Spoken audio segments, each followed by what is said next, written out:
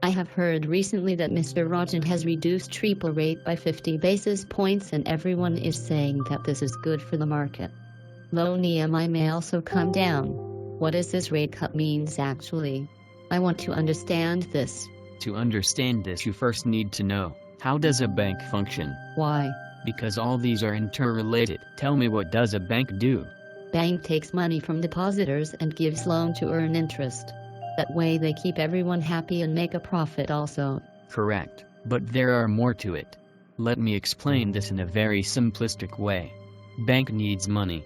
Bank can get money from depositors like you and me and also from RBI. But bank also needs to pay certain interest to us and also to RBI. Okay. Let us try to understand first what happens when we deposit, say, rupees 100 with a bank.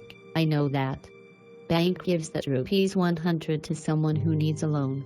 No, it is not that simple. Remember, though bank can earn interest by giving away loans, but it is also very risky. There are many cases of loan defaults. This way banks can put all our money into high-risk areas. It has to be protected. How does bank protect our money? Okay, RBI has made it mandatory that upon receiving, say, rupees 100, banks first have to deposit rupees 4 with RBI. RBI keeps this rupees 4 in its current AC and hence banks do not receive any interest on this money. This is known as cash reserve ratio or CRR, which is currently at 4%. 4%? That's very little?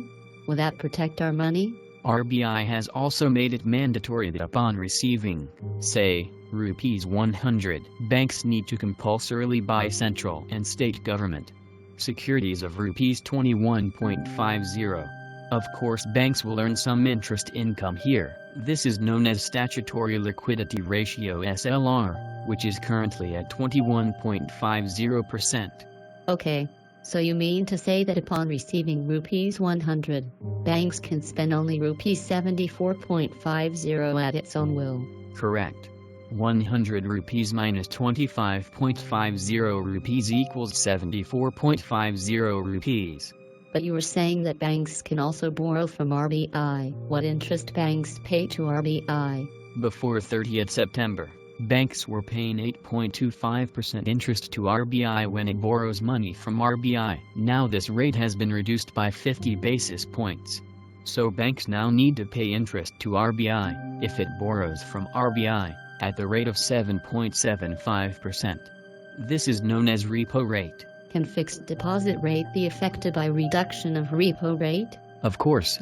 If banks get money from RBI at 7.75%, why will banks pay higher interest to you and me? 1-year FD rate is already revised by many banks and it is equal to or very close to 7.75%. But as now banks are getting money at a cheaper rate, then they should reduce the loan interest rate. That is passing on the benefits it receives. Correct. They should.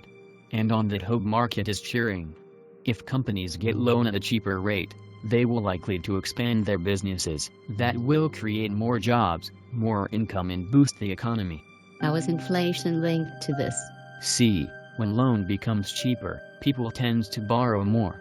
That means people will have more money to spend. This will increase the demand for goods, and if supply does not increase to match this demand, then prices will increase. So there is a chance that inflation may rise also? Well, yes. But inflation depends on many other factors as well. Okay. Like production, industrial and agricultural, manufacturing, export-import, foreign currency movement, etc. So inflation may increase or may not. Well, yes.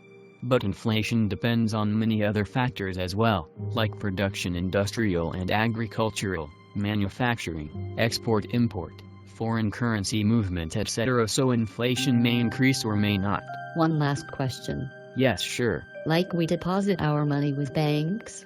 Can banks also deposit their money with someone? Yes, they can deposit with RBI and earn interest too. This interest is typically 1% less than the repo rate.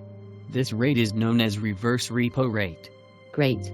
So now I understand CRR, SLR, repo rate, reverse repo rate and their impact on deposit rate, loan interest rate and on inflation.